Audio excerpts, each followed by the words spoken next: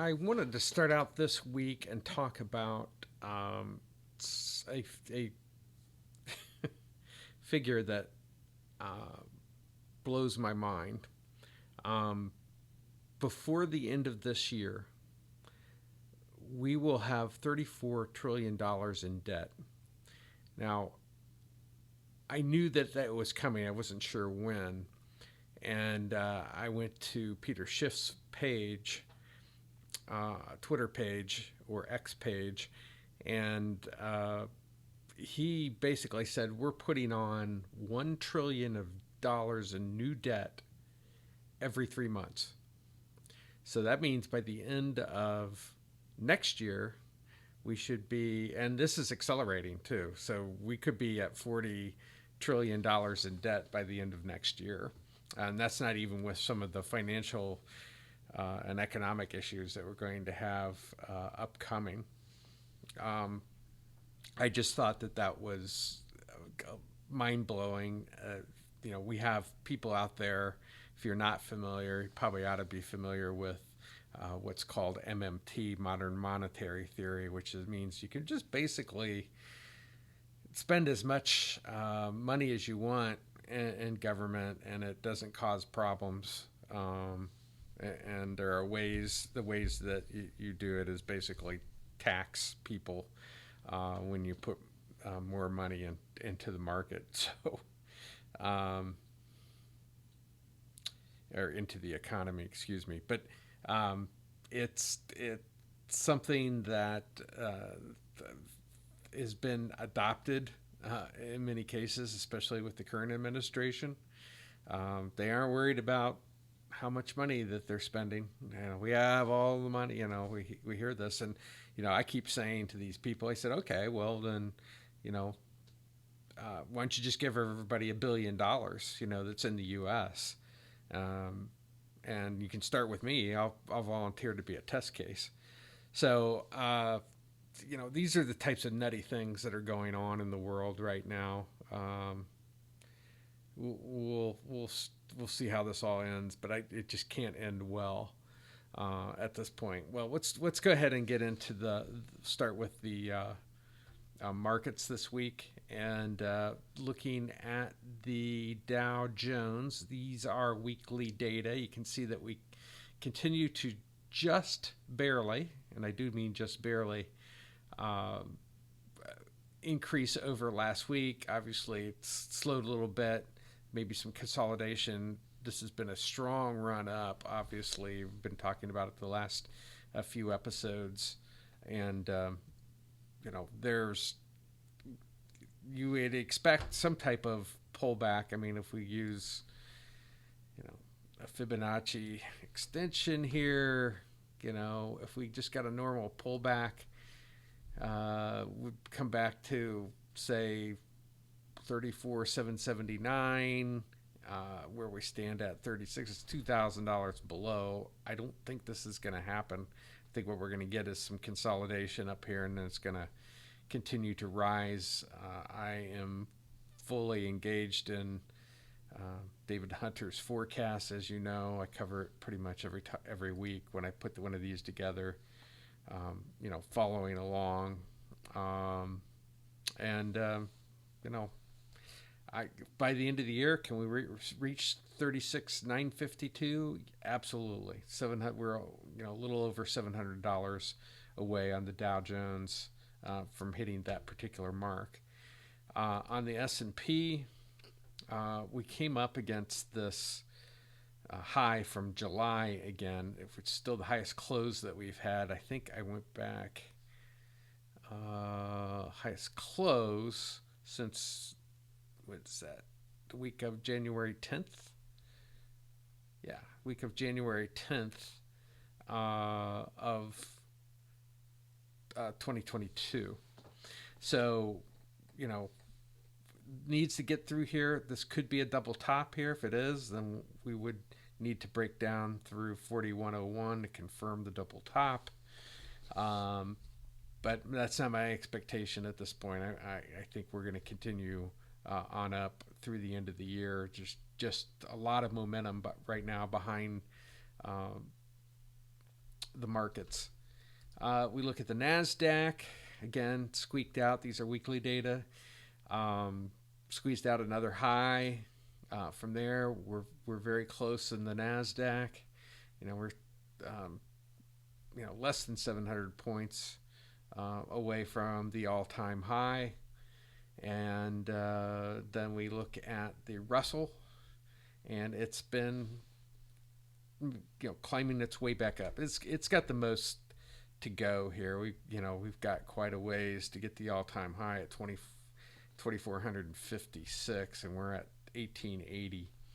So this is where, at least my expectation is that we'll start to see this to continue to improve. The time to get excited is probably somewhere in this 2,000 to 2025 range.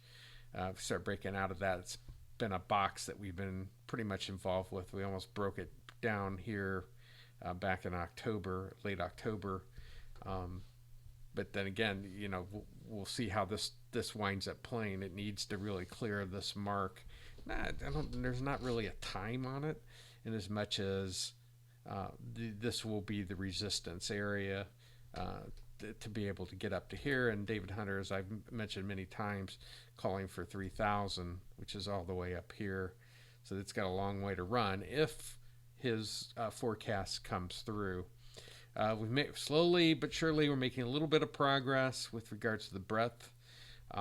This is the percent of stocks above the 200-day average. Again, weekly data. Made just a little bit of progress, but we're over the 50% mark, which is good.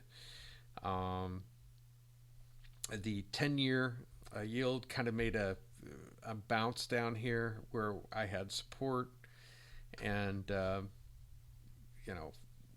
this come back up a little bit, probably maybe to 4.35%. It would be my first set of resistance. Some are calling for it to get back up to 5.5. I guess anything's possible. I don't see that happening at this point. I think Peter Schiff would be more in that camp, that would continue to go up. The dollar had a little bit of a bounce too after last week. Kind of, had this hammer candlestick. These again are weekly data, and continued to rise for now.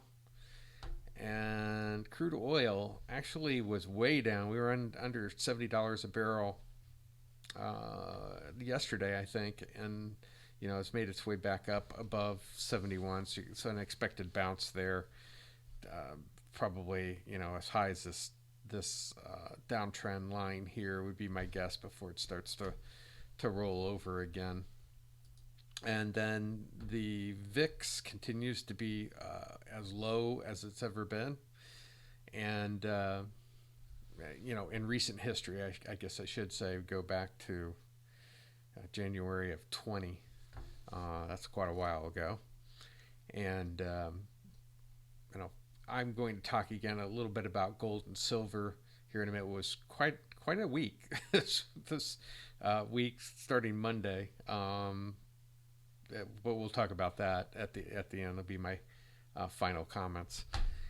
So that is that. Go to the economic calendar, and we look at what happened this week. Starting the 4th, we had factory orders that were down 3.6%. I haven't really looked at this too much, so yeah, it's nothing. It's down more than it has been in a while, which is not good news. ISM services PMI at 52.7, better than consensus. JOLTS, this was interesting. JOLTS came in less than what the consensus was, and that kind of gave some wind to the markets. And then, by the time we got to Friday, today, for the non-farm payroll, it was actually up. We'll take a look at that here in a minute a little bit more deeply. The mortgage rate dropped another 0.2%. I think we're going to, from looking at what the 10-year yield was, we're going to see more this increase a little bit back up. And then initial jobless claims pretty much in line, a little less, 220,000. But the non-farm payrolls, well, this is the one, and I've talked about this before.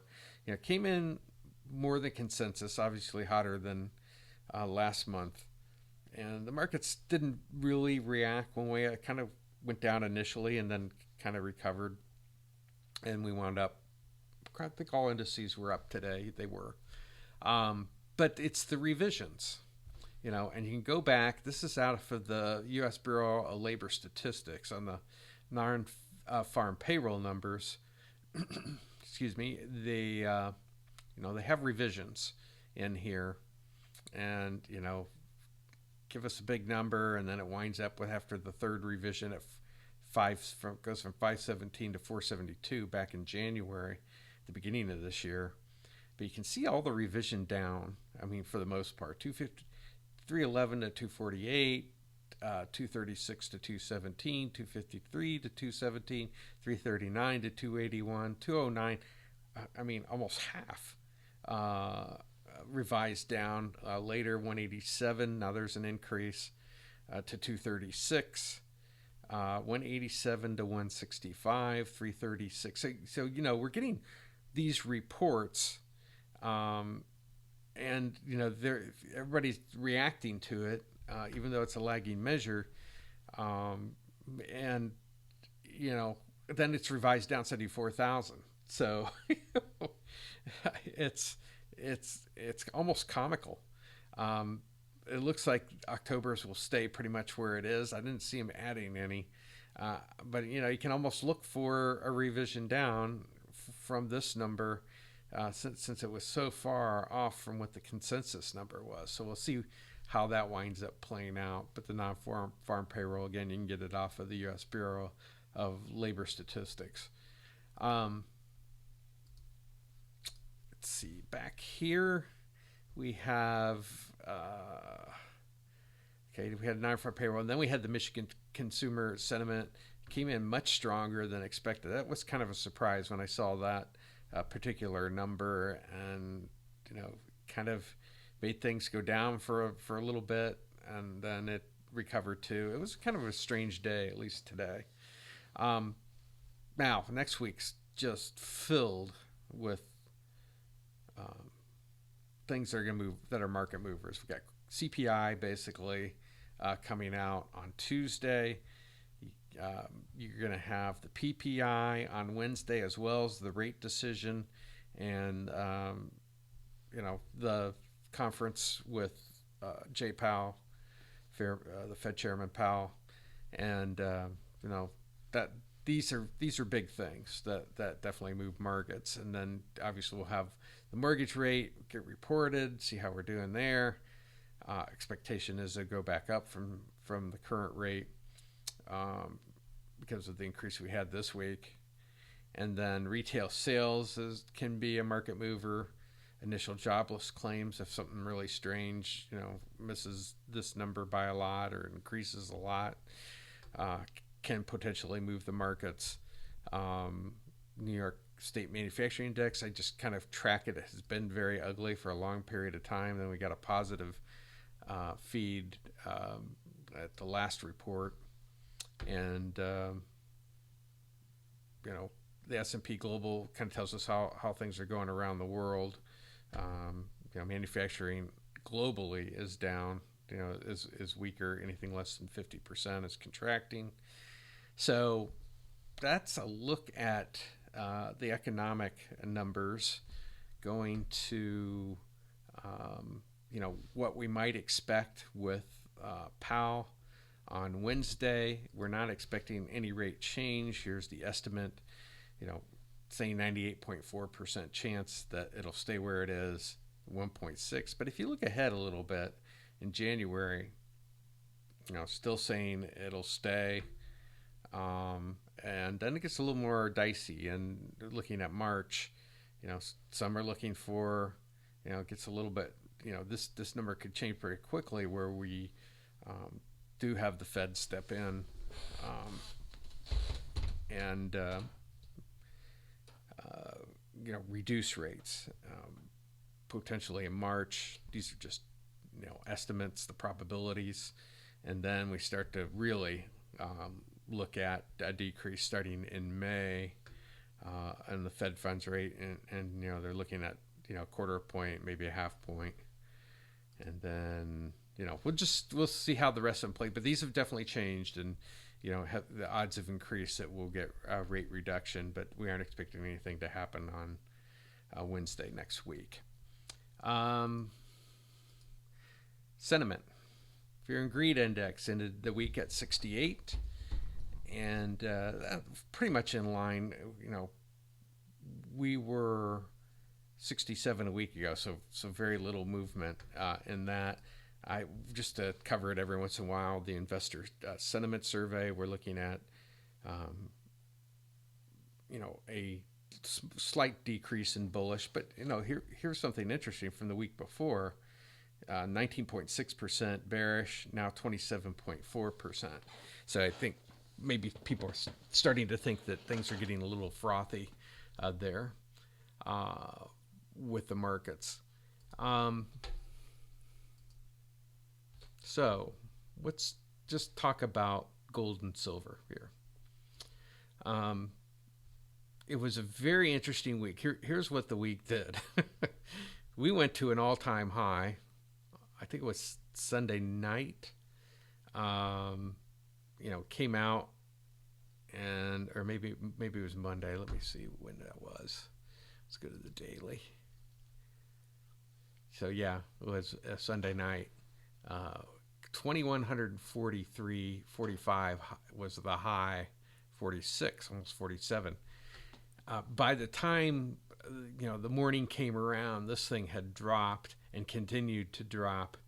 And some of the people that trade in gold and silver that I follow were predicting this. That they said they call the mysterious drop Mr. Slammy. That comes in and slams the commodity market down, and this may be their last hurrah, is what the consensus is, their last chance to really do something here. You're going to get arguments from people, but for the most part, from things I've read and from the convictions that you've had, the gold market is definitely manipulated, whether it's by the Fed, by virtue of them trying to keep gold shows inflation, so they don't want to show that. But the central banks in general, you'll see that. You'll see banks like J.P. Morgan just had two traders that are going to jail for manipulating, for something called spoofing, which is pretty much what the Fed does. I don't know why they're not in jail. But anyway, that's kind of a look at something that happened this week. Is very interesting because I've been waiting for it to break this all-time high and hopefully stay there, but it didn't. It went up, and then it came crashing back down, and actually, lower than we were. And like I said, some people were predicting this would happen. So, one of the things that I think, I mentioned last week that something like half a percent of all portfolios are invested in gold right now, and that the historical number was like 1.5%. And if you're interested in investing in commodities, which I think everybody might want to start at least looking into, and the reason being is, if we get the recession and the economic bust that David Hunter is talking about, what Peter Schiff is talking about, then what we'll see is commodities will start to play a more of a major role. And you're starting to see at some of these BRICS countries. You've got like China and Russia and Iran and India, big population countries trying to get away from the dollar. So they're they're looking at gold as something to put their monetary standard against, rather than the I just mentioned at the beginning, $1 trillion being added to our debt every quarter, and probably accelerating from there. And so why would you want to do business with the U.S. when they are inflating the money away that you owe them, these countries, because they're making the products, we're buying them, and we're going deeper into debt. So for those looking for some place to start, what I would say is, you know, look into buying some physical gold or silver. There's a ton of reasons why you would want to have gold and silver on hand in case of emergency, in case the banking system shuts down. I mean, all these things are possibilities now, things we've never really talked about before. And having some physical that you can get to would be very useful, I think, for a situation where things get out of whack. And if you think it can't happen, who thought that we'd have trouble between what's a man and what's a woman? So, here we are. Physical first, that'd be kind of the first layer, is getting physical. And I hold physical locally, and I also have physical gold offshore, to a couple of different places, and that seems to be what people do. You can basically, whether it's your IRA or whatever, you can put it into there. Now, one thing I suggest you don't do, from all the information I've read, is invest in GLD, which is a ticker, GLD, because that seems to be the most manipulated. And I did initially when I first started trading in gold, and they keep changing the terms because they're supposed to hold physical gold for you. But they don't. But there's all types of things that tell you that basically it's not going to happen. And what's happened is, because it's paper, it's getting manipulated. People are using basically your investment to manipulate, the gold market. So the physical first, of gold and silver. Then you can go into the miners. You've got the majors, companies like Barrick Gold. You've got, Newmont. There are a bunch of them. If you just look up gold majors, you'll get a list of gold majors. I think I own every gold major that's out there, and they're probably as mines go, they would be the safest. They're the biggest ones, and most of them pay dividends.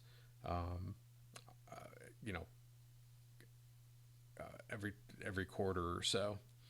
And then the next layer down is the risky stuff, which is the juniors.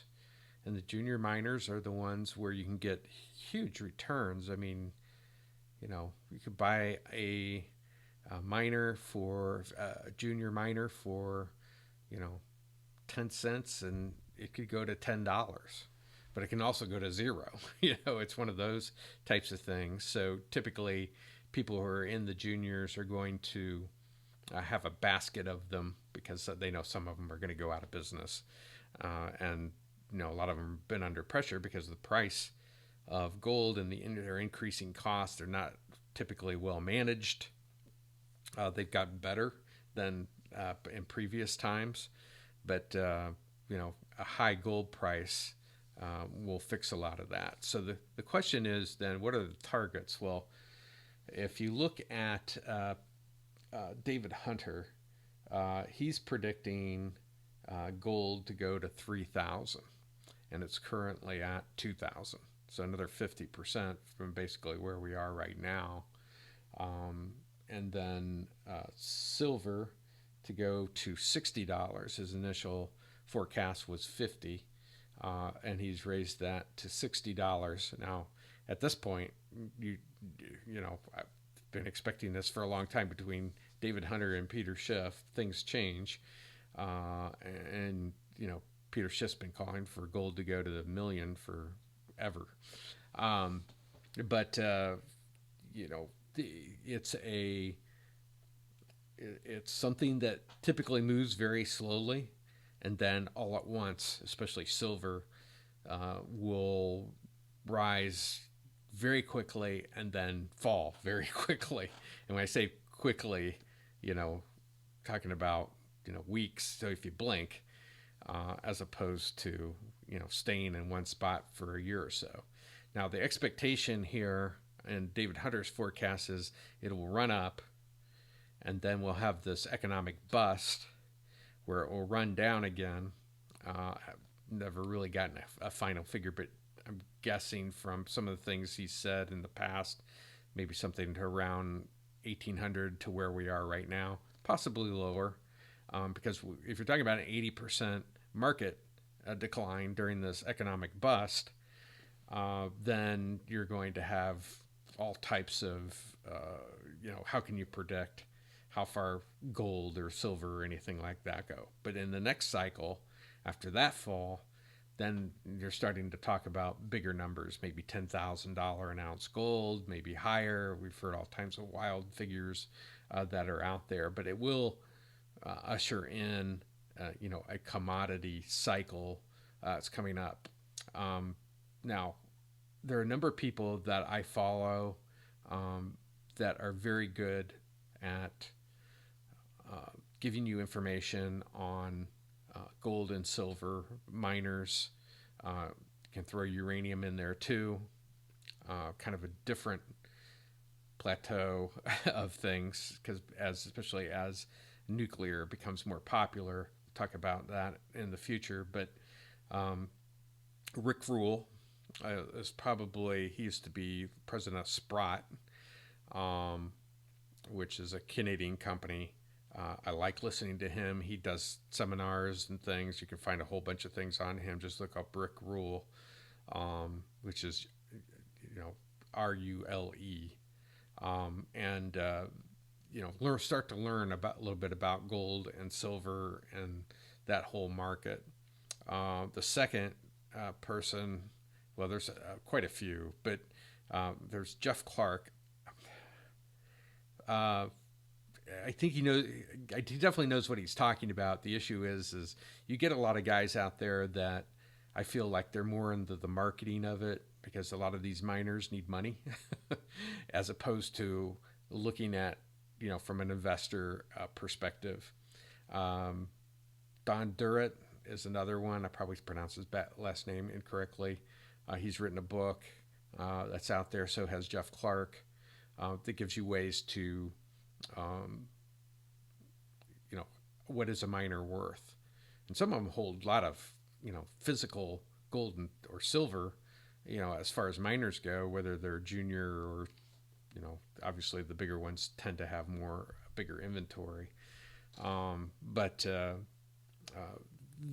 both those books will give you a way to kind of, they walk you through how to look at a miner. I've read Don's book, but not Jeff Clark, his book.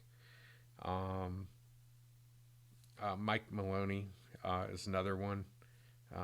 He has a book, but not so much about, I don't have his book either, but he is one that definitely talks about more of kind of bigger picture what's happening in the gold and silver market, if you like that type of thing. And I'm sure there's others that have written books. Those are just the ones that I'm familiar with. I follow them either on Twitter/X, or I listen to some of the podcasts or the YouTube interviews that they've done. Rick Rule does do some, like I said, some seminars. I don't know he has one, but you can go back and actually purchase his old ones. I think they're like $99 or something like that to purchase those. So anyway, it's just one of those things I want to plant in people's head because the next cycle is believed to be a commodity cycle. That will be kind of like the way tech is right now. That we're going to need things in order to manufacture things, find stable money, those types of things. I'm not going to address Bitcoin at this point. I'll do that in a future episode also. Anyway, that covers quite a bit of a lot of things for you to think about, not only for what's upcoming in the economic calendar for next week, but also looking ahead to maybe things that, if you're not familiar with commodities and these types of things, I think it would, as an investor, it would be helpful for you to educate yourself on those things. And I'll put some links down in the description below to some of the books and things that I have, and maybe even a couple of videos that will help you, or maybe link you to Rick Rule's seminars that he's done on junior miners. He's pretty good. He's obviously someone who's made a ton of money off of commodities, and some of his stories are really good. He's a character too. Anyway, that is it for this week. And remember, there is always a better way.